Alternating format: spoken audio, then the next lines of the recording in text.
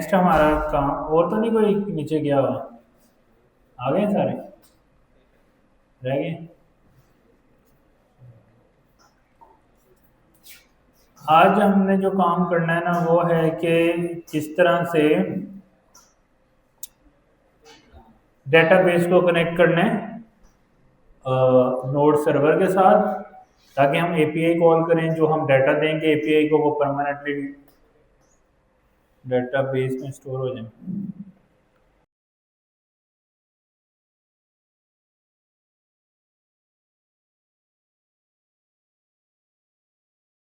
चल गया ना?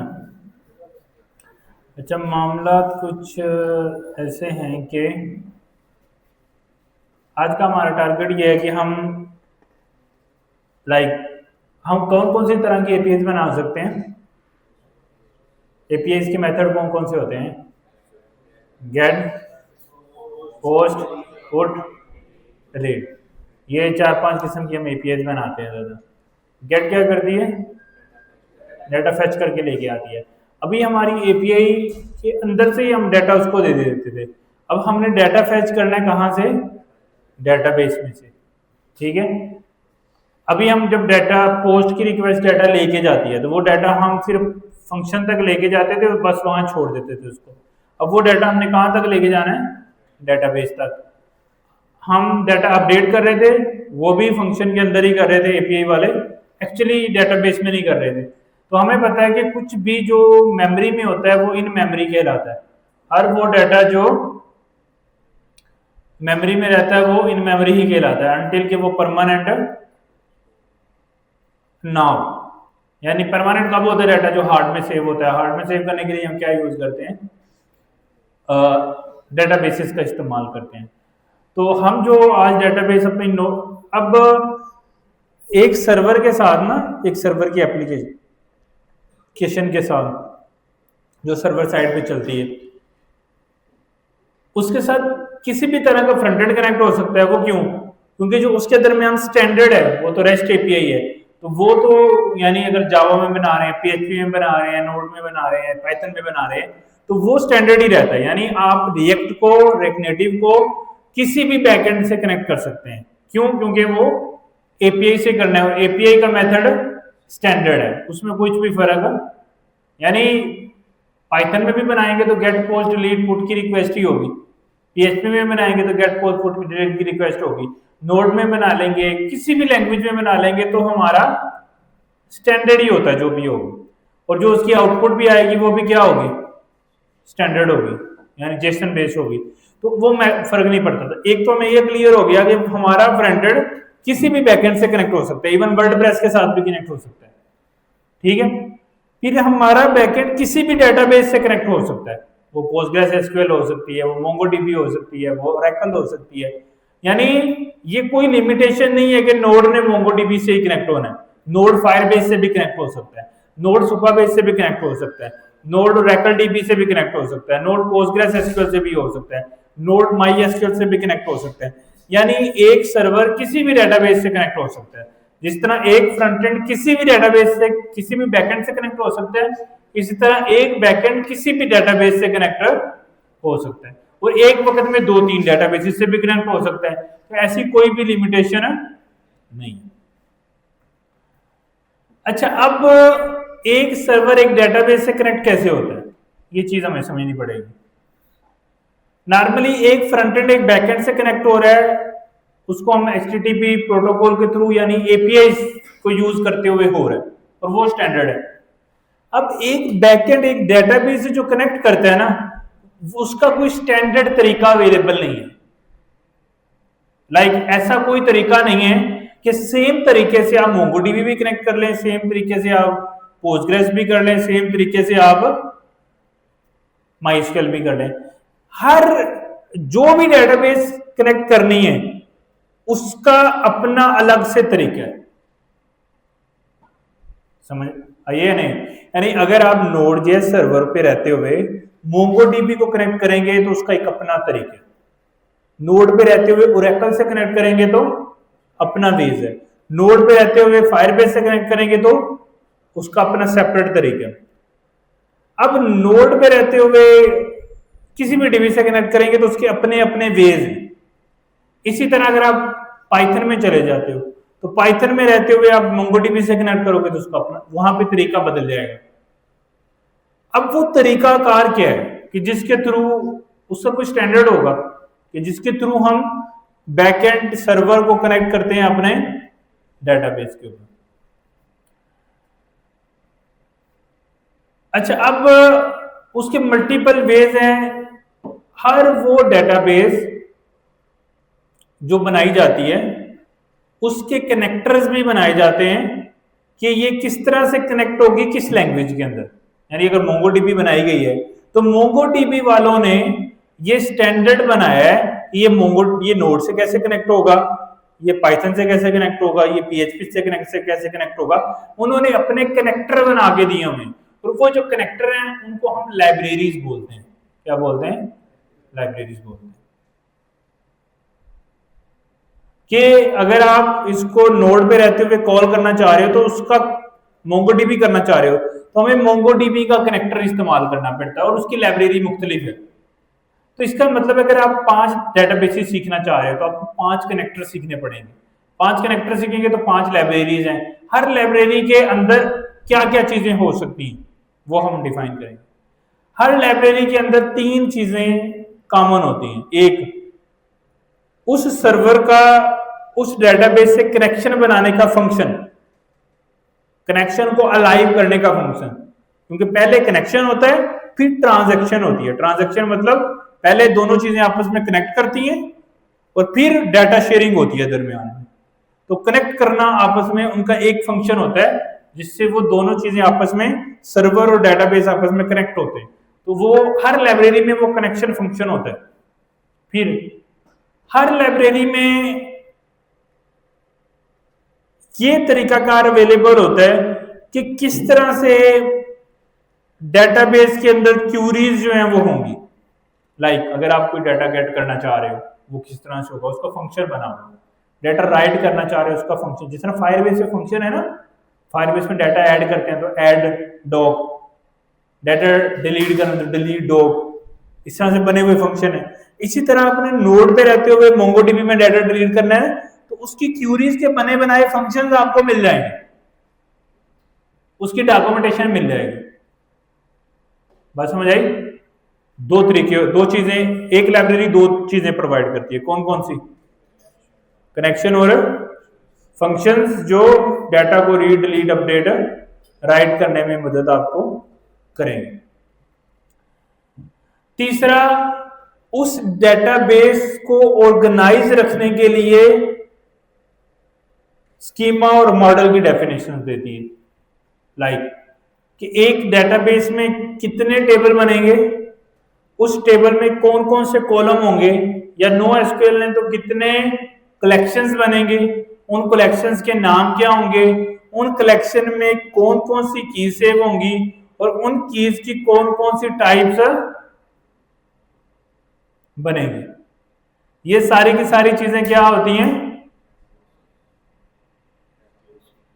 डेटाबेस स्कीमा या मॉडल के थ्रू सेव होती हैं। तो ये 3 मेजर चीजें जो है ना एक लाइब्रेरी प्रोवाइड करती है। ठीक है। अच्छा, अब जो एक स्टैंडर्ड बनाने की कोशिश की लोगों ने, अब हर लाइब्रेरी अलग है, लहदा तो 3 चीजें सीखनी पड़ेंगी, उसके फंक्शंस भी सारे समझने पड़ेंगे, क्यूरीज करने के लिए कनेक्शन बनाने का फंक्शन देखना पड़ेगा, स्कीमास और मॉडल बनाने के तरीकाकार को समझना पड़ेगा, कोई एक डेटाबेस भी चेंज होगी तो ये सारा कुछ हमें करना पड़ेगा या नहीं करना पड़ेगा। इस मसले का हल निकालने के लिए एक कंसेप्ट मार्केट में आया, उसको हम बोलते हैं ओआरएम। क्या बोलते हैं? ORM, object relational mapping. अब ये ओआरएम क्या होता है? ओआरएम हमें हेल्प आउट करता है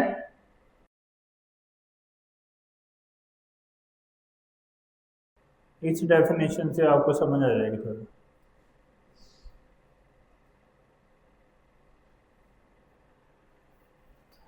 ट्रेडिशनल क्या है? Without ORM। विदाउट ORM का क्या मतलब होगा?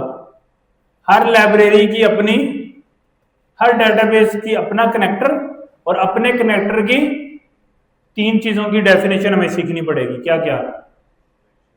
कनेक्शन, उसकी क्यूरीज के फंक्शंस, और स्कीमा और मॉडल। ये तीनों चीजें सीखेंगे तो ही डेटाबेस से बातचीत हो सकती है, अदरवाइज। अब बीच में एक स्टैंडर्ड आया, that is called ORM। ORM ने क्या बोला? ORM ने बोला कि कोई भी डेटाबेस है ना, उसको मैं हैंडल करूंगा। आप मेरे तरीकाकार को समझो कि कनेक्ट कैसे करना है, क्यूरी कैसे करना है, और स्कीमा मॉडल कैसे बनाने हैं, वो मेरे थ्रू बनाओ। मैं जानूं और डेटाबेसेस के कनेक्टर्स जाने। हर डेटाबेस के कनेक्टर को मैं खुद से क्या कर लूंगा? हैंडल कर लूंगा। हर डेटाबेस के कनेक्टर को मैं क्या कर लूंगा? खुद से हैंडल कर लूंगा। अच्छा, इसका क्या मतलब है कि हर डेटाबेस के कनेक्टर को खुद से हैंडल कर लेगा?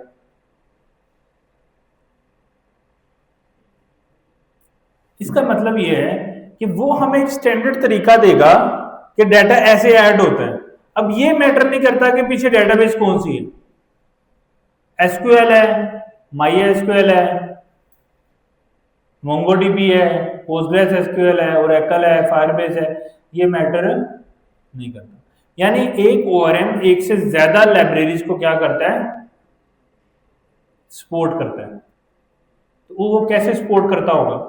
उसने अपनी लेयर ऐड कर दी, हमने उसके फंक्शन को कॉल किया, उसने आगे लाइब्रेरी डेटाबेस वाले फंक्शन को, अब उसने बीच में इफ लगा दी।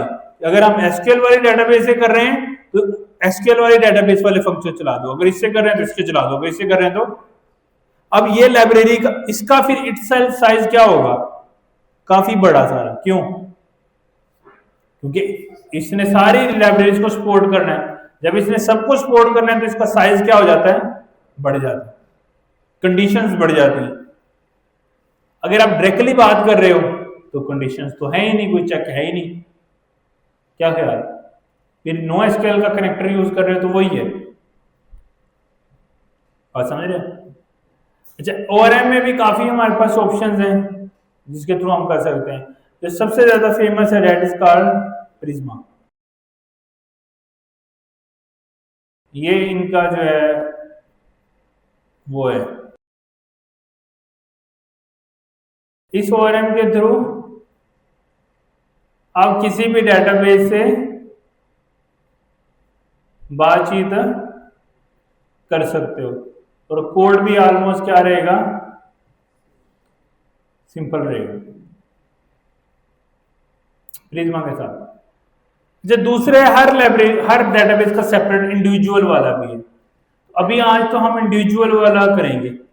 अच्छा, इंडिविजुअल वाला अगर हमने Node.js पे हैं और MongoDB को कनेक्ट करना चाह रहे हैं तो हमारे पास कनेक्टर है Mongoose। उसका नाम क्या है? Mongoose। क्या कनेक्टर है? Mongoose। ये हमें प्रोवाइड करता है, यानी ये हमारे नोड को किससे कनेक्ट करेगा? MongoDB। अगर हम पाइथन के अंदर है और MongoDB को कनेक्ट करना चाह रहे हैं तो उसका है PyMongo, यानी वो बदल जाता है, उसके फंक्शन चीजें भी बदल जाएंगी। अगर हम SQL को कनेक्ट, मतलब PostgreSQL को कनेक्ट करना चाह रहे हैं, ये बदल जाएगा नोड के साथ। यानी किसी भी चीज को करना चाह रहे हैं बदल जाएगा। या फिर हम प्रिज्मा को यूज कर लें जो काफी ज्यादा डेटाबेस को सपोर्ट करता है। सबको नहीं करता, कुछ को करता है। प्रिज्मा सपोर्टेड डेटाबेसेस, ये CockroachDB, MariaDB, Microsoft SQL server, MongoDB, MySQL, PostgreSQL और SQLite, इन सबको बस सपोर्ट करता है। कुछ ये नीचे भी लिस्ट दिए, तो ये टोटल डेटाबेसेस है जिनको ये सपोर्ट करता है। इनके अलावा ये भी सपोर्ट नहीं करता, क्योंकि वो जितने ज्यादा सपोर्ट डाली जाएंगे तो उससे क्या होगा? उनकी लाइब्रेरी और स्लो होती जाएगी, यानी चेक बढ़ते जाएंगे। लेकिन अगर हम प्रिज्मा को यूज करते हैं, बेनिफिट ये होगा कि अगर हम मोंगोडीबी यूज कर रहे हैं, वहां से हम पोस्टग्रेस में जाना चाहते हैं, तो हमें वो ज्यादा चेंजेस नहीं करना पड़ेगा, मिनिमम चेंजेस करना पड़ेंगे। तो वो एक बेनिफिट होता है, एक डेटाबेस से दूसरी डेटाबेस में माइग्रेट करने में आसान हो जाता है। लेकिन हम अभी के लिए ओआरएम तो नहीं पढ़ रहे, हम जाएंगे मोंगोज के साथ कि भाई मोंगोज क्या चक्कर है, इसको कैसे समझना है।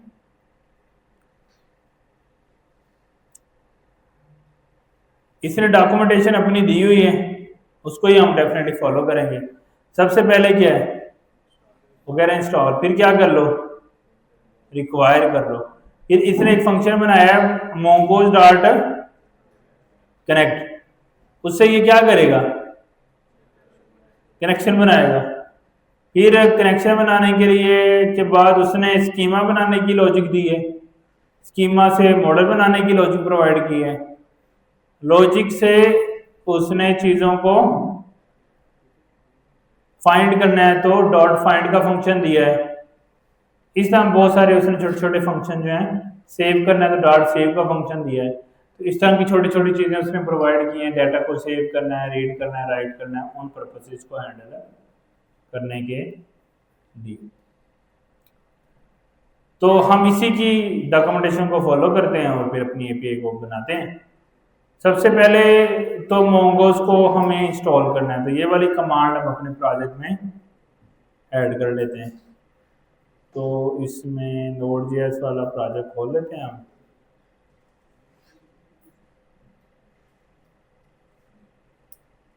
ये हमने क्या कर लिया, इंस्टॉल कर दिया। फिर क्या होगा, इंस्टॉल के बाद उसको कनेक्ट करना है। तो कनेक्ट करने का तरीकाकार उसने क्या दिया हमें, पहले तो रिक्वायर कर लेते हैं मोंगोज को, इस लाइन से रिक्वायर हो गया, ठीक है।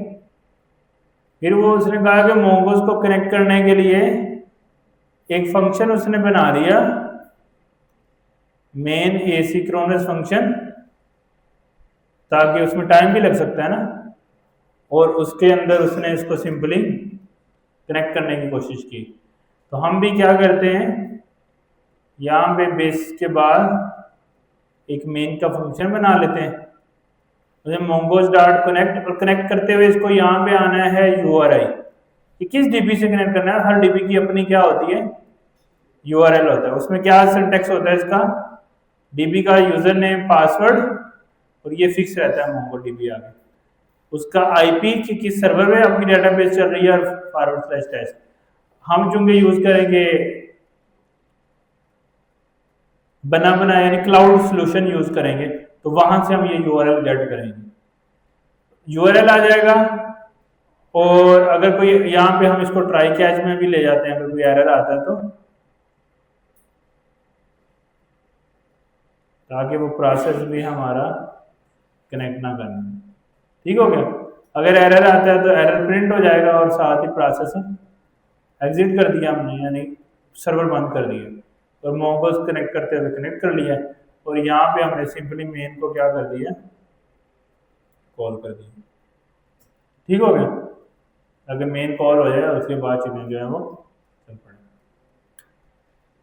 अब जैसे ये फाइल चलेगी तो ये कनेक्ट करने की कोशिश करेगा ना, हम चलाते हैं। अभी तो हमारा यूआरएल क्या है, इनकरेक्ट है, एक्चुअली ये एरर आना चाहिए, ऐसे ही है ना। तो हम चलाते हैं node server dot JS error connecting to MongoDB.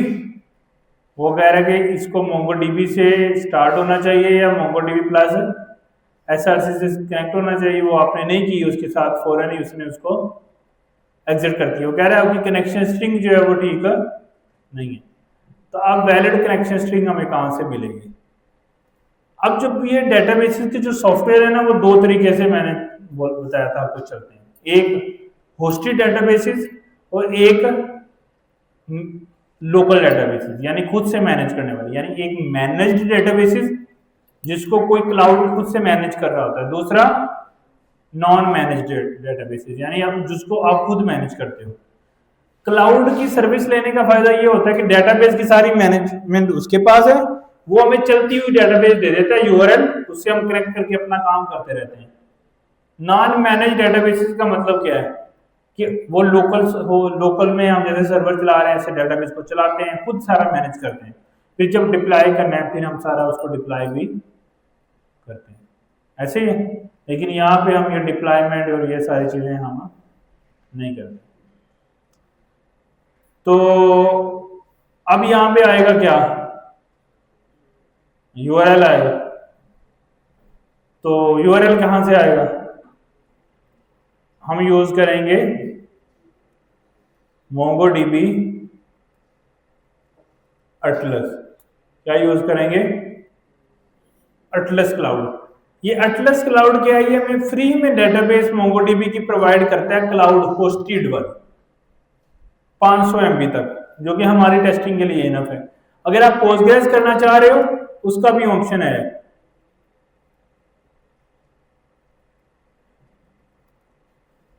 ये neon.com, ये भी हमें फ्री में जो है वो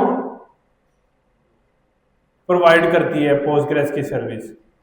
और मोंगोडीबी एटलस क्लाउड जो है फ्री में मोंगोडीबी की सर्विस प्रोवाइड, जैसे फायरबेस भी फ्री में देता है और बहुत सारे। तो हमने मोंगोडीबी फ्री में चाहिए तो एटलस पे हमें जाना पड़ता है।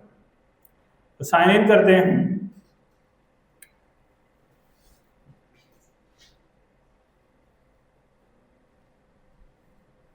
ईमेल से लॉगिन करता हूं।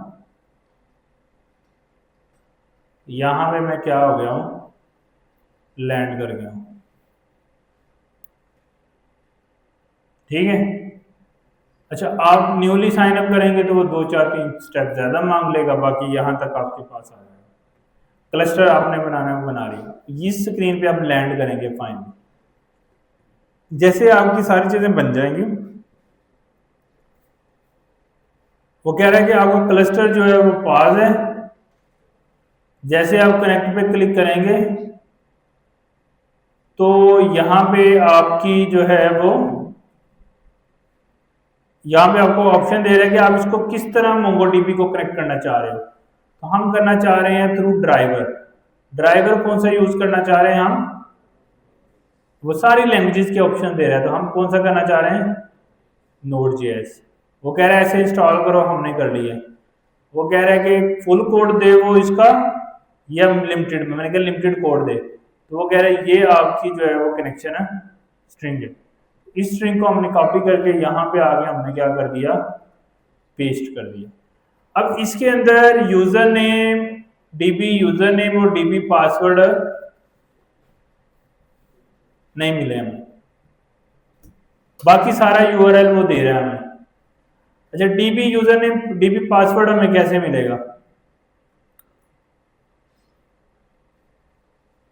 अगर आप जाओगे यहाँ पे, एक तो क्लस्टर पे कनेक्ट पे क्लिक किया हमने, ड्राइवर पे क्लिक किया, नोड पे क्लिक किया और यहाँ से आपने कनेक्शन स्ट्रिंग कॉपी कर ली और उसको यहाँ पे आके हमने पेस्ट भी कर दिया।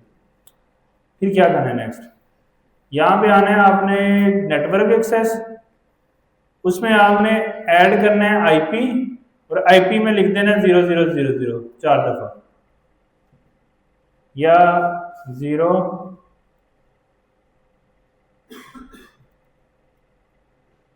4 दफा और /0। ये क्या करता है, अगर आप ये वाला आईपी ऐड कर, नॉर्मली डेटाबेस को किस सर्वर से आपने एक्सेस करना है तो सर्वर का क्या होगा, आईपी।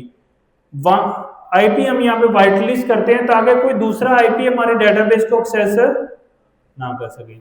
अगर ये नहीं होगा तो सिक्योरिटी बहुत लूज होगी, जो हैकर्स हैं वो भी इसको कनेक्ट कर पाएंगे। तो इसलिए हम अपना उस सर्वर का आईपी सिर्फ देते हैं जिससे हमने इसको कनेक्ट कराना। अब चूंकि हमारे तो आईपी चेंज होते रहते हैं तो हम इसको 0000 मतलब to access list entry potential allowed to all IPv4, यानी कोई भी दुनिया में आईपी है वो इसको एक्सेस कर सकता है। तो मैंने पहले से ऐड किया हुआ 000 include your current IP address. तो वो ये क्या करता है, पब्लिक आईपी ऐड कर देता है। अदरवाइज आप इस तरह क्लोज आईपी भी ऐड कर सकते हो, जैसे ऐड योर करंट आईपी, ये मेरा करंट आईपी है, इसको मैं ऐड करूंगा तो वो उसको ऐड कर देगा। तो ये भी कर सकते हैं, और दूसरा जो है ये वाला ऑप्शन भी कर सकते हैं, 0 0 वाला, यानी ऐड आईपी एड्रेस से current, add your current IP address भी कर सकते हैं। दूसरा ऑप्शन क्या है, 0 0 0 0 कर दें, ताकि किसी भी आईपी से आप इसको कनेक्ट कर सकते हैं।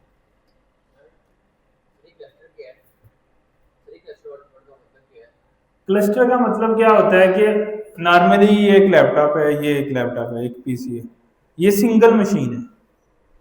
अगर हम 2 या 3 मशीनों को आपस में मिला दें तो वो एक क्लस्टर बन जाता है।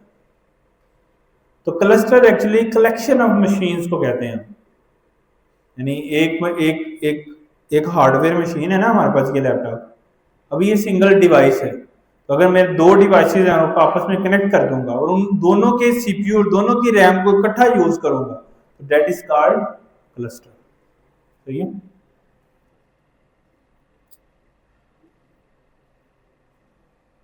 अच्छा, अब क्लस्टर भी नेटवर्क एक्सेस की समझ आ गई कि सिक्योरिटी पर्पस के लिए उसने अलाउ नहीं किया होता कि वो आपका आईपी इस डेटाबेस से कनेक्ट कर सके, तो आपको 0 0 0 ऐड करना है या अपना करंट आईपी इसको देना। तो फिर करंट आईपी देना, तो जब भी आपका आईपी चेंज होगा तो आपने इसको देना। या दूसरी ऑप्शन क्या है, नेटवर्क एक्सेस। दूसरा है डेटाबेस एक्सेस। डेटाबेस एक्सेस में आपने ये क्या करना है, आपने यहाँ पे एक यूजर क्रिएट करना है। वो पूछ रहा था ना यूजर नेम और पासवर्ड, तो वो कहता है किस तरह ऑथेंटिकेशन करनी है पासवर्ड वाली। यूजर नेम जैसे SMTP B8, ये हमारा क्या है, यूजर है। इसका पासवर्ड क्या रखना है, ऑटो जनरेटेड ही रखना है, या तो मैं ऑटो जनरेटेड वाला रख लेता हूं। तो हमारा यूजर क्या हो गया, SMTP B8, तो ये यूजर नेम की जगह ये एरो पे जहां साइन, इसकी जगह ये आ गया, और पासवर्ड की जगह पे ये वाला जो पासवर्ड है वो आ गया। ठीक हो गया। फिर आगे डेटाबेस, एक तो ये आपने सेट करना है यूजर नेम और पासवर्ड। दूसरा डेटाबेस यूजर प्रिविलेज, इसको आपने कहना है ऐड बिल्ट इन रोल। इस पे क्लिक करके आपने कहना है Atlas read write to any database, इस ऑप्शन को चूज करना है। फिर यहाँ पे कुछ और चूज करने की मेरा नहीं ख्याल जरूरत है। ये 2 चेंजेस मैंने किए हैं, यूजर नेम पासवर्ड, और इसको बिल्ट इन रोल को क्या बोला, read write any database, add user. जैसे यूजर ऐड करूंगा तो वो यूजर मेरा ऐड हो जाएगा। अब मेरा पासवर्ड ये है और यूजर नेम ये, अब सारा कुछ मेरा क्या हो गया, करेक्ट हो गई। कनेक्शन स्ट्रिंग ले ली, नेटवर्क एक्सेस भी सेट कर ली, और यूजर नेम पासवर्ड भी इधर लेके सेट कर दिए। अब मैं कनेक्ट करने की दोबारा से इसको कोशिश करता हूँ।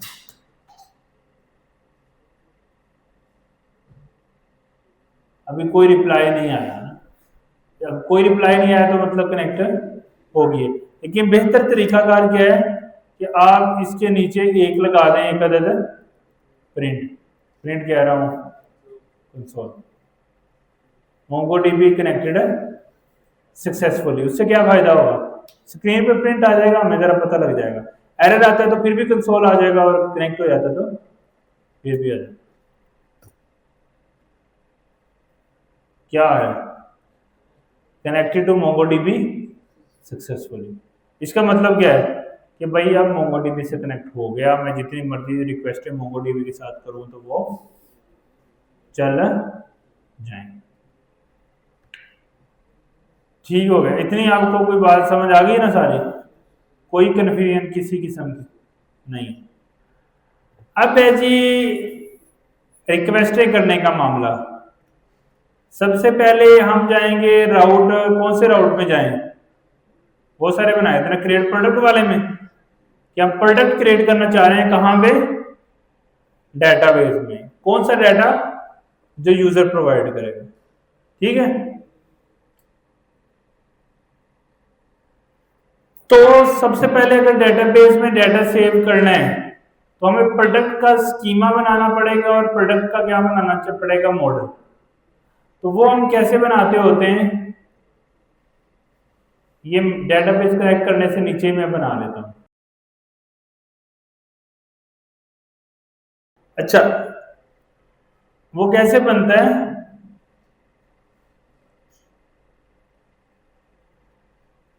नेम प्रोडक्ट का मतलब स्कीमा कैसे बनता है, मोंगोज डॉट स्कीमा, और उसकी हमें टाइप देते हैं और रिक्वायर्ड ट्रू है या नहीं। हम वो स्कीमा में बहुत सारी चीजें हम सेट कर सकते हैं। क्या क्या चीजें सेट कर सकते हैं वो मैं दिखा देता हूँ।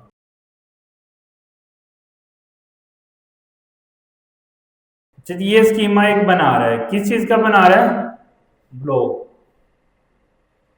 इसने स्कीमा ले लिया, मोंगोज डॉट स्कीमा कर लें या स्कीमा को एक्सट्रैक्ट करके स्कीमा न्यू स्कीमा क्रिएट कर लें। इसको एक ऑब्जेक्ट पास होता है स्कीमा को, तो हमने भी क्या पास किया है, एक ऑब्जेक्ट। न्यू स्कीमा करना है ना, तो मोंगोज में से स्कीमा निकाल लें या मोंगोज डॉट स्कीमा कर लें, तो एक ही बात है, मैंने मोंगोज डॉट स्कीमा कर लिया। इसको जाना है ऑब्जेक्ट। अब ऑब्जेक्ट में टाइटल हम क्या सेट कर रहे हैं, स्ट्रिंग। अगर आप उसको रिक्वायर्ड वाला पैरामीटर नहीं पास करना चाह रहे, उसने डायरेक्टली टाइटल को क्या कह दिया, स्ट्रिंग कह दिया। अगर आप एक से ज्यादा पैरामीटर पास करना चाह रहे हैं तो फिर आपको यहाँ पे ऑब्जेक्ट बनाना पड़ता है। अगर तो सिर्फ टाइप बतानी है फिर डायरेक्ट बता, अगर टाइप के साथ और भी वैलिडेशंस लगानी है तो फिर ऑब्जेक्ट पास कर दें। ये स्कीमा हम क्यों बना रहे हैं, हम कह रहे हैं कि हम अपने डेटाबेस में एक प्रोडक्ट का कलेक्शन बनाना चाहते हैं और उसमें ये वाली चीजें होनी चाहिए, इसलिए हम स्कीमा बना रहे हैं। तो उसमें टाइटल होना चाहिए, उसमें प्राइस होनी चाहिए, नेम होना चाहिए, ईमेल, ये चीजें होनी चाहिए। अच्छा, title string, author string, body string, ये हम रख लेते हैं, ये भी सेम। अच्छा, अब उसने बोला कि कमेंट्स हैं, कमेंट की क्या हो जाएगी, एक अरे होगी, और हर अरे की ऑब्जेक्ट पे क्या होगा, हर अरे के आइटम पे क्या होगा, ऑब्जेक्ट। तो उसमें दो चीजें होंगी, बॉडी और डेट। तो कमेंट्स की एक अरे होगी, अरे के अंदर हर इंडेक्स पे क्या होगा, ऑब्जेक्ट, और हर ऑब्जेक्ट में दो चीजें होंगी, कौन कौन सी, बॉडीज और डेट। तो ये चीज डिफाइन कर दी उसने, कमेंट्स। अच्छा, उसके बाद डेट, डेट की टाइप क्या होगी, डेट, और डिफॉल्ट क्या होगी, डिफॉल्ट अगर दे रहे हैं तो मतलब अगर नहीं भी पास करेंगे तो वो करंट डेट दे देगा। हिडन बुलियन, इसका क्या मतलब है, एक कॉलम होगा, एक की होगी हिडन, और उसकी वैल्यू क्या हो सकती है, ओनली ट्रू या फॉल्स। बाकी मेटा में उसने दो चीजें डाली हैं तो वो ओके। अच्छा, अब इसकी कौन कौन सी टाइप्स हो सकती हैं, वो यहाँ पे इसको डिटेल में जा रहा है, तो हम भी साथ में चलते रहते हैं।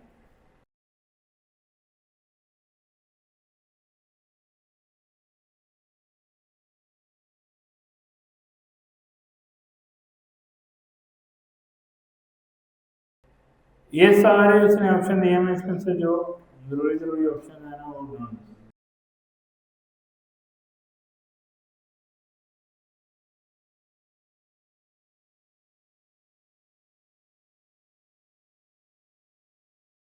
स्ट्रिंग स्टेप करेगा और वो रिक्वायर्ड होगी, अगर हम पास नहीं करेंगे वो डेटाबेस में सेव नहीं होने करने देगा।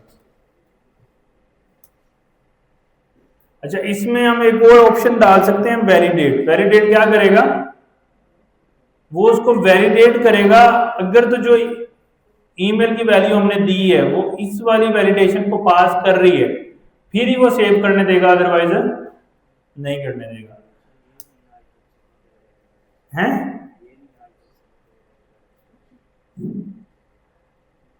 अच्छा, ये कुछ मैंने और भी पास कर दी है, email required true unique true, उसका मतलब क्या है, कि ईमेल अगर डेटाबेस में पहले से पड़ी हुई है तो वो दोबारा ऐड नहीं करने देगा। ट्रिम क्या करेगा, साइडों में स्पेस होगी खुद ही खत्म कर देगा। लोअर केस क्या करेगा, लोअर केस में उसको कन्वर्ट कर देगा। ये क्या करेगा, मिनिमम वैल्यू क्या होगी 0, उससे नीचे आएगी तो वो क्या करेगा, उसको कहेगा price must be a positive number, वो उसको रिजेक्ट कर देगा।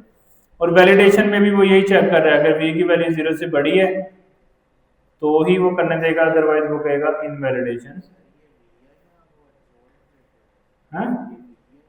वी है ये, कोई भी रख सकते हैं फंक्शन, मतलब जो भी यूजर इनपुट करे पैरामीटर है। अच्छा, उसके अलावा क्या ऑप्शन है हमारे पास, ये मैं इसलिए दिखा रहा हूं, ये करता क्या है, ये समझो जो हम काम नहीं करते थे उसके साथ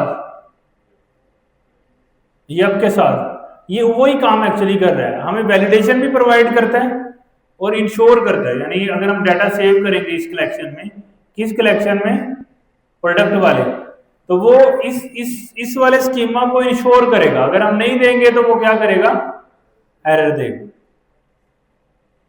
मिनिमम लेंथ मैक्सिमम लेंथ इसके दौरान होगी, अदरवाइज वो एरर थ्रो कर देगा।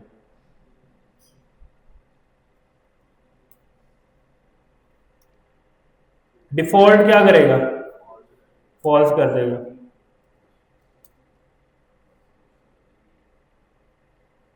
वैलिडेट कर रहा है तो उसकी खैर है, ये भी कर रहा है तो ओके।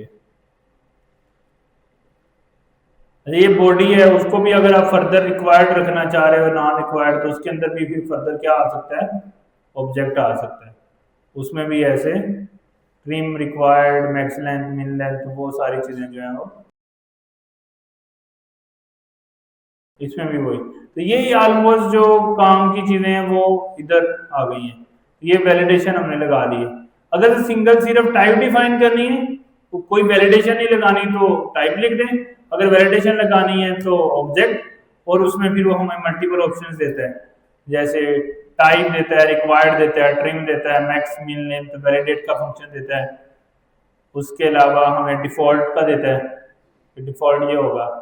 उसके अलावा वो हमें मिन लेंथ, मैक्सिमम लेंथ देता है, मिन अगर नंबर न्यूमेरिकल वैल्यू है। वैलिडेशन में आप कुछ भी वैलिडेट कर सकते हैं। तो ये सारी ऑप्शन जो है वो हमें प्रोवाइड करता है।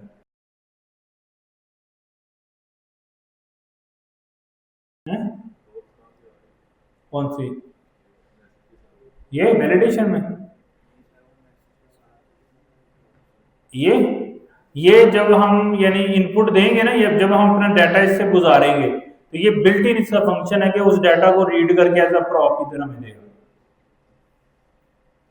अभी ये एरर कहाँ से आ रहा है ये देखना पड़ेगा।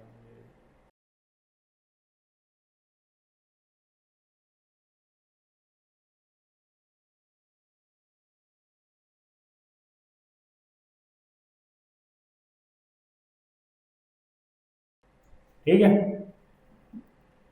तो ये हमने प्रोडक्ट्स का बना लिया है एक अदद स्कीमा, कॉम्प्लेक्स स्कीमा ना, उसमें बहुत सारी चीजें। अब इस स्कीमे का हमने बनाना है एक अदद मॉडल। मॉडल का नाम क्या है, प्रोडक्ट, और वो किस स्कीमा को वैलिडेट करेगा, प्रोडक्ट स्कीमा। और प्रोडक्ट स्कीमा में हमने सारी डेफिनेशन लिख दी है।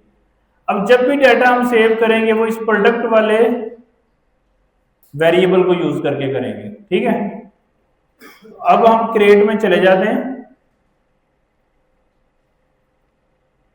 Forward slash create forward slash product.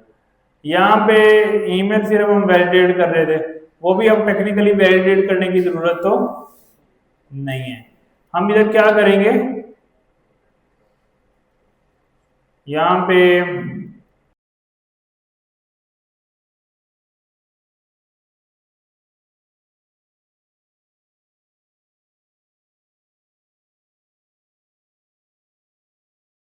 हमने request dot body new product करके, प्रोडक्ट वेरिएबल था ना जिसने पास करना, तो उसमें हमने पूरी रिक्वेस्ट डॉट बॉडी पास कर दी।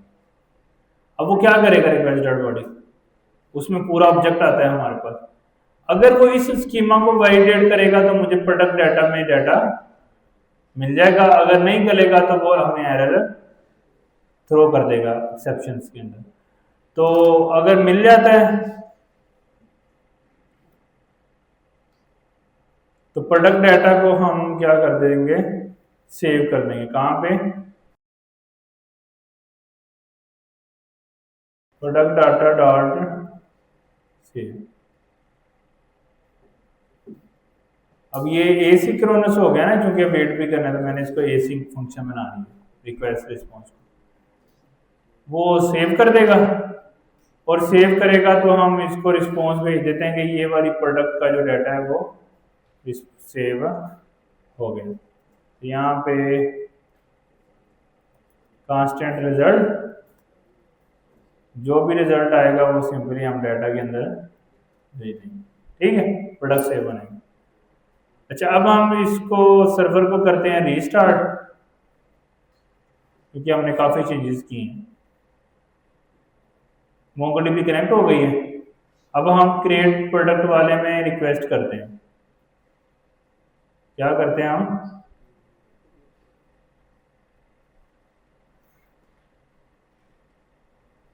क्रिएट रिक्वेस्ट में बॉडी रिक्वेस्ट की मैंने,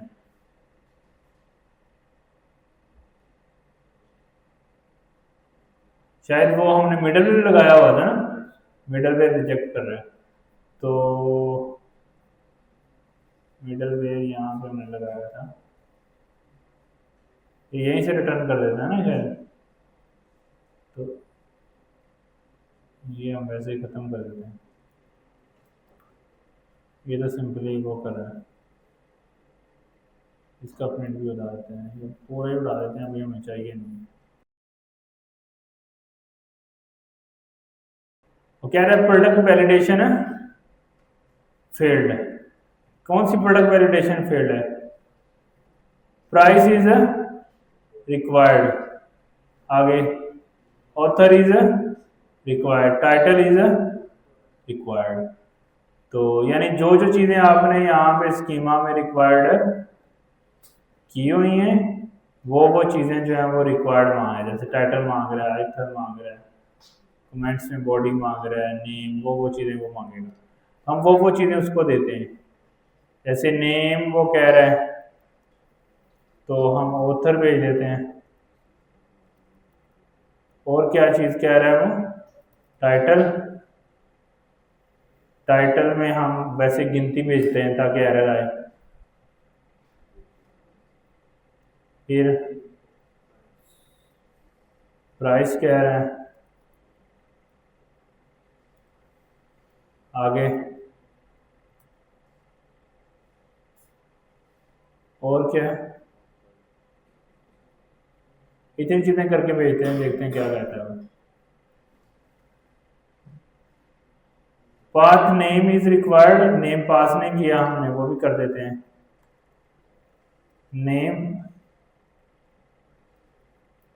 और क्या कह रहे हैं, title must be at least 3 character norm, तो ये सिर्फ 2 पास किया तो वो नहीं मांग रहा।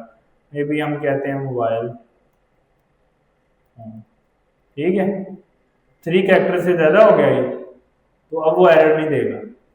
इसके बाद वो क्या कह रहा है, प्रोडक्ट सक्सेसफुली सेव्ड, और उसमें क्या क्या सेव हुआ है, टाइटल ये है, ऑथर ये है, हिडन ये है, प्राइस ये है, ईमेल ये है, और ये चीज़।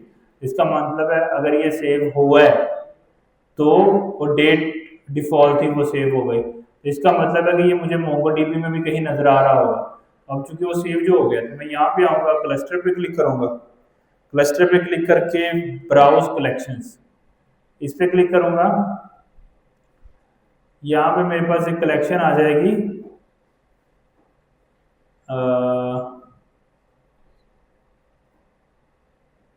प्रोडक्ट्स टेस्ट थी, वो आ गई है, टेस्ट डीबी के अंदर आ गई। अब उसके अंदर मैं ये सारी डाटा बेसिस नहीं भी आप बना सकते हो, तो उसके अंदर मेरे पास title, name, hidden, name, price, email, ये सारी चीज़ें आ गई। अगर मैं कोई भी गलत डाटा भेजता हूँ तो वो उसको सेंड नहीं करने देता, अगर मैं एक्यूरेट भेजता हूँ तो वो उसको करने देता। ये सारी नेम और इधर सारी चीजें इसका मतलब डेटाबेस में सेव हो रहा है। इस मतलब स्कीमा क्यों बनाया आपको समझ आया होगा। अगर हम स्कीमा ना बनाते तो उस स्कीमा से हमने रिक्वेस्ट डॉट बॉडी को गुजारा है, उसका फायदा क्या हो रहा है, वो वैलिडेशन भी कर रहा है और उसको ऑर्गेनाइज भी कर रहा है। अगर डाटा वैलिडेट हो जाता है फिर हम उसको क्या कर देते हैं, डॉट सेव करके सेव कर देते हैं। तो अगर हम और एक दफ़ा सेव कर लें ताकि थोड़ा डाटा बना लें, टेस्ट 2 को टेस्ट 3 कर लें, इसको उमर कर लें, इसको लैपटॉप कर लें,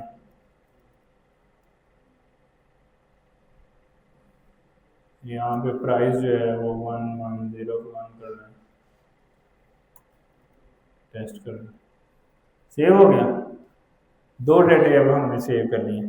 अब ये जो डाटे प्रोडक्ट्स हमने सेव किए हैं इनको हमने फेच करना है, तो फेच करने के लिए कौन सा राउट हमने बनाया था, प्रोडक्ट्स का। अब इसमें प्रोडक्ट्स के राउट में खाली रिस्पॉन्स हो रहा है, तो यहाँ पे हमने अब कोई लॉजिक लगानी है ताकि हम उसको एक्चुअली डेटाबेस से ला के डाटा सेव करें। अब डेटाबेस से डाटा कैसे आता है, गेट मेथड से। पहले तो इस फंक्शन को हमें एसिंक्रोनस बनाना पड़ेगा, उसके साथ यहाँ पे क्या लगाना पड़ेगा, कांस्टेंट प्रोडक्ट अवेट प्रोडक्ट जो ऊपर हमने स्कीमा बनाया डॉट फाइंड।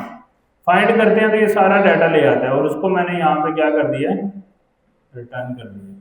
कोई एरर आता है तो वो आ जाएगा। इसको हम एक काम करते हैं, नोड अमाउंट से ही कर लेते हैं कनेक्ट।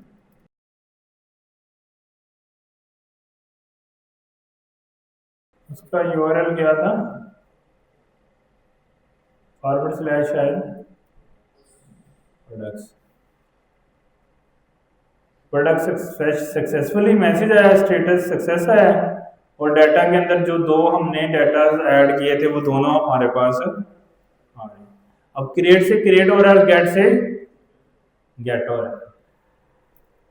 अब अगर हम सर्च वाला बनाना चाहते हैं, सर्च प्रोडक्ट वाला राउट, वो कैसे बनाएं, क्या बनाना चाहते हैं, सर्च प्रोडक्ट जो टाइटल की बेस पे सर्च करे, वो नेम की बेस पे सर्च करे, इस तरह से सर्चेस परफॉर्म करे। तो वो हमें एपीआई एक बनानी पड़ेगी। फिर क्या ख्याल है, उस एपीआई का नाम रख लेते हैं app dot gate forward slash search underscore products.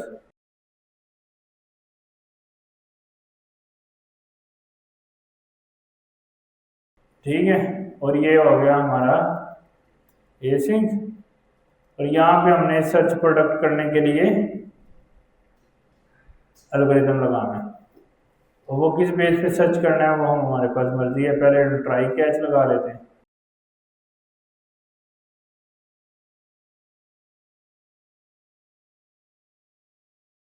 ये आ गया ट्राई कैच।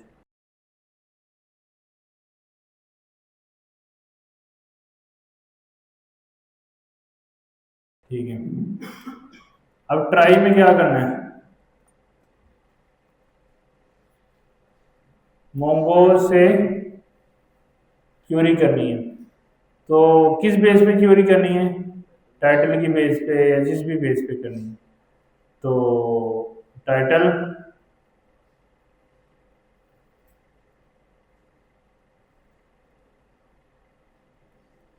हमने क्या किया है, अगर टाइटल नहीं है तो एरर दे दिए टाइटल रिक्वायर्ड, मिल जाता है टाइटल तो उसकी रिगर्स बनाई है कि इसके साथ कहीं भी टाइटल मैच कर रहा है तो फाइंड के अंदर ऑप्शन होता है टाइटल का कि अपनी मर्जी से कुछ भी पास करें तो वो हो जाता है। अगर टाइटल आता है तो टाइटल की बेस पे वो चेक करेगा, अगर कोई प्रोडक्ट नहीं मिलती तो नो प्रोडक्ट फाउंड, अगर मिल जाती है तो प्रोडक्ट हम सेंड कर देंगे। अगर हम अब चलाते हैं इसको, सर्च अंडरस्कोर प्रोडक्ट्स को, वो कहेगा टाइटल रिक्वायर्ड है क्यूरी पैरामीटर में। तो क्यूरी पैरामीटर कैसे जाता है, टाइटल इक्वल टू फोन, ठीक है, मोबाइल फोन वाली आ गई। टाइटल इक्वल टू टेस्ट, तो कुछ भी नहीं आया। टाइटल इक्वल टू लैपटॉप, तो लैपटॉप वाली आ गई। तो इसलिए क्योंकि हमने इसको रिजेक्ट्स प्रोवाइड किया है ना। अगर आप एग्जैक्ट करना चाह रहे हो, रिजेक्ट्स नहीं करना चाह रहे, अगर आप एग्जैक्ट करना चाह रहे हो तो आप फिर टाइटल दोगे ऐसे, समझ रहे हो। अब ये क्या करेगा, ये एग्जैक्ट करेगा। अगर लैपटॉप से ये एग्जैक्ट मैच नहीं कर रहा तो ये दे ही नहीं रहा। यानी अगर आप इधर एल बड़ा लिखोगे लैपटॉप तो फिर ये देगा, समझ रहे हो, क्योंकि यहाँ पे एल बड़ा है, एग्जैक्ट मैच कर रहा है। तो अगर आप इसको स्मॉल एल के साथ भी दोगे तो वो फिर भी उसको नहीं लेगा, या कुछ गलत कर दोगे तो फिर भी नहीं लेगा, समझ रहे हो। उसके लिए आपको ये करना पड़ता है इधर, ये रिजेक्ट्स और आगे ऑप्शंस में आए। तो इसमें क्या है कि छोटा भी दोगे तो वो चल जाएगा। अगर आप बिल्कुल ही गलत दोगे तो फिर तो कोई भी मैच नहीं करेगा। लेकिन अगर कोई एक भी मैच करता है वर्ड तो वो उसको रिटर्न कर देगा। जैसे आईफोन नहीं मिलता तो फोन है तो वो कर देगा, ठीक है। अगर टाइटल है तो अगर आप ये करना चाह रहे हो कि टाइटल है तो टाइटल की बेस पे सर्च हो, तो किसी भी चीज की बेस पे सर्च हो जाए, तो फिर क्या करना पड़ेगा, लॉजिक्स को हमें थोड़ा सा चेंज करना पड़ेगा। अगर टाइटल है तो हमने क्यूरी का खाली ऑब्जेक्ट बना लिया है, और अगर टाइटल आ रहा है तो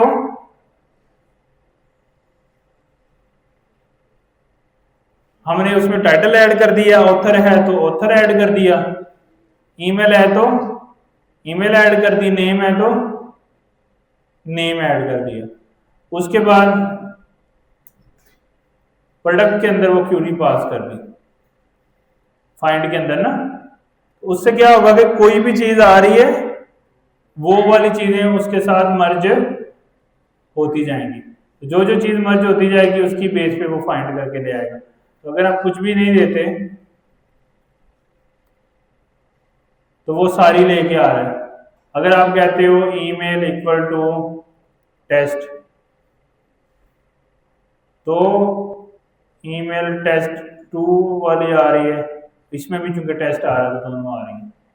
अगर आप कहते हो कि name equal to test,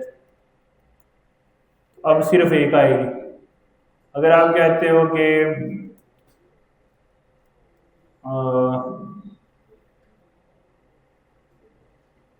title equal to test, अब कोई भी नहीं आएगी।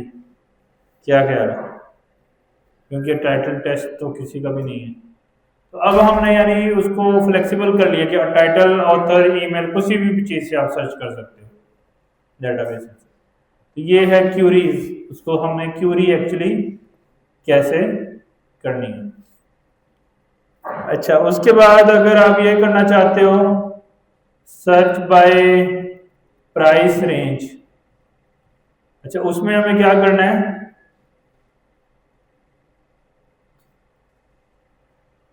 क्यूरी डॉट प्राइस के अंदर डालना है $sign greater than equal to min price, और $greater less than equal to max price. अगर आप प्राइस रेंज से अगर आप लेके आना चाह रहे हो तो हमें ये ऑप्शन देता है GTE greater than equal to, और LTE मतलब लेस देन इक्वल टू, उसकी बेस पे भी हमें अगर देता है।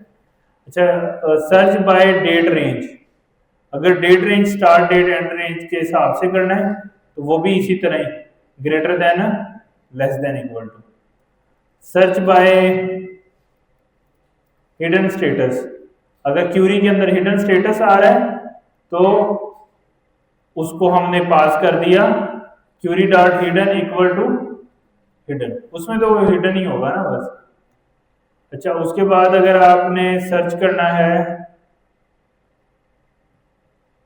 ग्रेटर देन उसके इक्वल, तो उसका उसने सिंटैक्स जो है वो डिफाइन कर दिया। अगर आप उसको सर्च करना चाह रहे हो सर्च बाय बॉडी, तो उसके लिए वो रिजेक्ट्स वाला ही ऑप्शन है, वो पास कर दिया। अगर आप सर्च करना चाह रहे हो by exact date, search by exact date,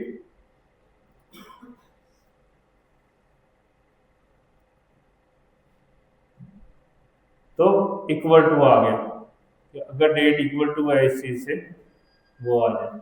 यानी एक के अंदर ही हमने बहुत सारी चेक्स लगा दिए हैं। आप एग्जैक्ट डेट से भी सर्च कर सकते हो, आप जो है वो बॉडी जो टेक्स्ट हमने पास किया उसके बेस पे कर सकते हो, कमेंट से कर सकते हो, हिडन ट्रू फॉल्स की बेस पे कर सकते हो। लाइक अगर आप यहाँ से भेजते हो हिडन ट्रू आएगा, हिडन चूंकि हमने डिफॉल्ट में फॉल्स रखा हुआ है ना, तो दोनों आ गए, हिडन की बेस पे आ रहा है। अगर आप चाहते हो स्टार्ट डेट एंड डेट उसकी बेस पे भेज सकते हो। मिन प्राइस मैक्स प्राइस, अगर आप कहते हो मिन प्राइस जो है वो 10 है एंड मैक्स प्राइस जो है वो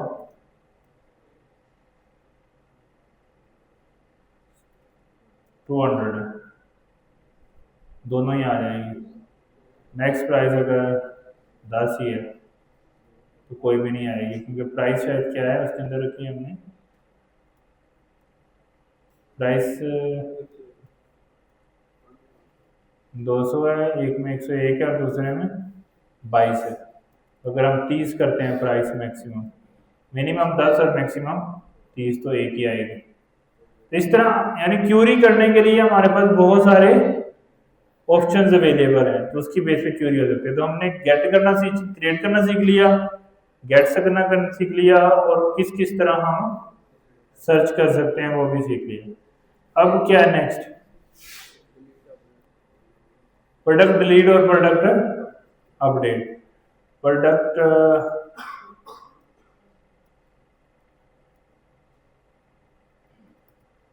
डिलीट, अब डिलीट हमेशा ना इसके अंदर अगर आप देख रहे होंगे तो हमारे पास यहाँ डीबी में ना एक आईडी होती है, ये ऑब्जेक्ट आईडी।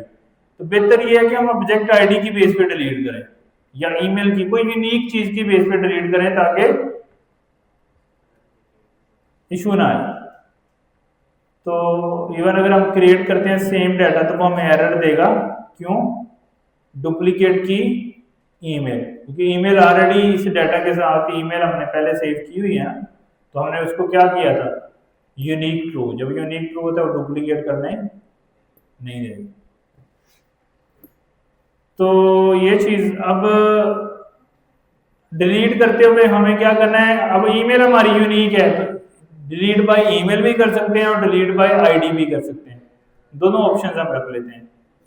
तो डिलीट के अंदर हम क्या करेंगे, रिक्वेस्ट के अंदर हमने आईडी ली है, या इसको भी पैरम में भेज देते हैं, पाथ में भेजेंगे तो ऑब्जेक्ट से डिलीट होगा, तो पहले चलो पाथ वाली कर लेते हैं। जो आईडी आएगी ऑब्जेक्ट आईडी उसकी बेस पे हम डिलीट करना चाह रहे हैं। तो अगर आईडी नहीं है,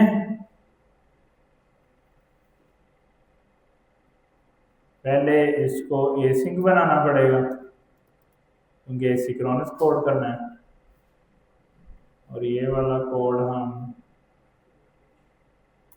ले जाते हैं ट्राई कैच में, कैच में स्टैंडर्ड है, एरर ट्रू में ये, और यहाँ पे find by ID and delete, जो भी प्रोडक्ट आईडी आएगी उससे वो फाइंड करेगा और डिलीट कर देगा, और रिजल्ट अगर नहीं मिलता तो वो कहेगा नॉट फाउंड, अगर मिल जाता तो वो कहेगा सक्सेसफुली डिलीटेड। तो अगर हम इसके ऊपर जाते हैं, क्या पाथ था इसका, डिलीट और प्रोडक्ट है सिर्फ ना, क्या कह रहा है, अच्छा आईडी भी है, तो गलत आईडी देंगे क्या होगा, कैन नॉट प्रोडक्ट, प्रोडक्ट्स है या प्रोडक्ट है, प्रोडक्ट्स है ना।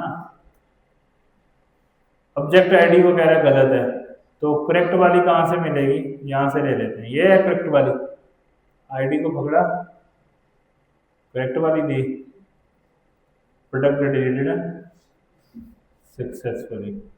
अच्छा अगर गलत आईडी भेज देते हैं तो प्रोडक्ट नॉट, अगर सही वाली देते हैं और दूसरी दफा तो ये भी वही देगा ना, गेट नहीं। सर्च प्रोडक्ट्स पे दोबारा जाते हैं और बगैर फिल्टर से सर्च करते हैं तो एक ही आएगी, क्योंकि एक ही थी वहाँ। क्रिएट वाले से गेन करते हैं तो वो करने नहीं दे रहा क्योंकि ईमेल सेम है, अब वो करने दिया है क्योंकि वो चेंज हो गई। सर्च प्रोडक्ट से दोबारा कर देंगे, दो आ जाएंगे, और डिलीट प्रोडक्ट से करेंगे तो नहीं। तो डिलीट प्रोडक्ट बाय हमने कर दी आईडी।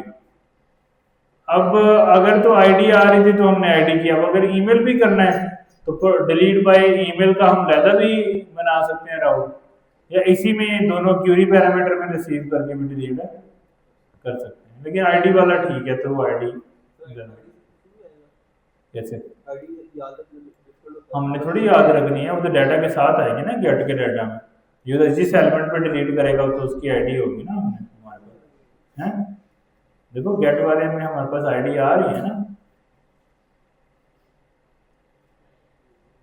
ये आईडी आ रही है ना, हमने थोड़ी गेट करनी, वो साथ में आ रही है, जिस पे क्लिक होगा डिलीट कर दें इसको, उसकी आईडी भी हमारे पास होगी, तो हम भेज देंगे फ्रंट एंड से।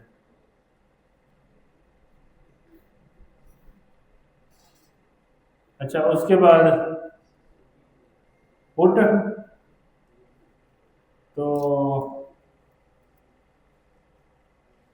पुट अपडेट बाय आईडी करना है, वो भी ऑप्शन है। अपडेट बाय टाइटल ईमेल, वो भी ऑप्शन अवेलेबल है। तो अगर हम आईडी करते हैं तो हमें क्या करना पड़ेगा, एसिंक, ये वाला खत्म कर देते हैं।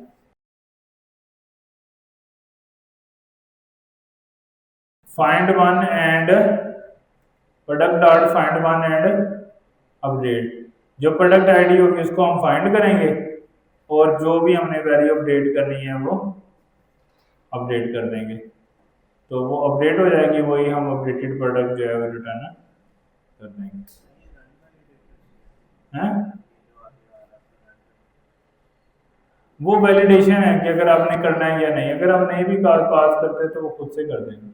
दो पैरामीटर पास करने हैं, पहले में बॉडी और दूसरे में फाइंड बाय आईडी, एंड ये आईडी से फाइंड करेगा उसको और साथ में अपडेट कर देगा। तो वो वैलिडेशन अगर ट्रू करना चाह रहे हो तो वो उसको वैलिडेट भी कर देगा। तो इस राउंड पे रिक्वेस्ट भेज के देख लें। आईडी हमने यहाँ पे पास करनी है जन्म,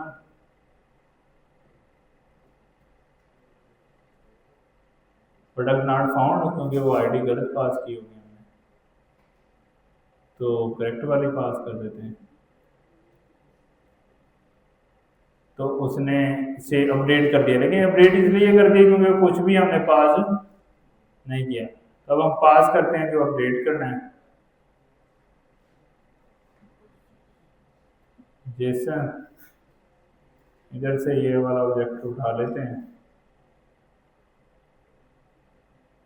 तो इसको टेस्ट 5 कर देते हैं। तो उसने इसको क्या कर दिया, टेस्ट 5 सेम वाली आईडी को। टेस्ट 2 करेंगे तो टेस्ट 2 कर देगा। उम्र है नेम, तो इसको अली करना है तो अली कर दें। अगर हम गेट को करते हैं दोबारा, अब अली आ रहा है आंसर करने, उम्र आ, सही है। तो हमने मोंगोस के साथ नोड.जेएस सर्वर में ऐड, गेट, रीड, सर्च सारे ऑप्शंस जो हैं वो देख लिए हैं। आप लोगों ने करना ये है कि इसको प्रैक्टिस करना है और प्रैक्टिस करके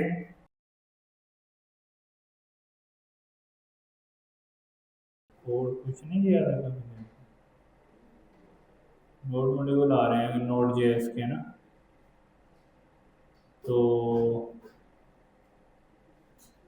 नोड जेएस में आके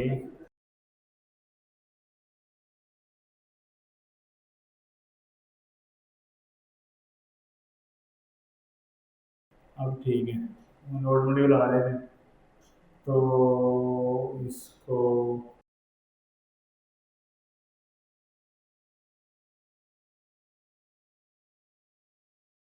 कोड मैंने पुश कर दिया रेपो के अंदर, जो भी हमने आज किया है। आप लोगों ने क्या करना है, अब ये तो मैंने बनाई है प्रोडक्ट वाली ना, सेम चीज़ बनानी है, लेकिन जो हम फेसबुक ऐप बना रहे थे उसकी एपीआई बनानी है। उसमें यानी जो पोस्ट क्रिएट होती हैं, पोस्ट शो उसमें यूज़र की प्रोफाइल मैनेज हो, उसमें जो कमेंट होते हैं उसको मैनेज करना है, उसमें जो फ्रेंड्स ऐड होते हैं उनको मैनेज करना है, तो उनकी एपीआईज आप लोगों ने बिल्डअप करनी है। ये आप लोगों का इस वीक का टास्क है, ठीक है। नेक्स्ट इसको चेक करेंगे फिर आगे।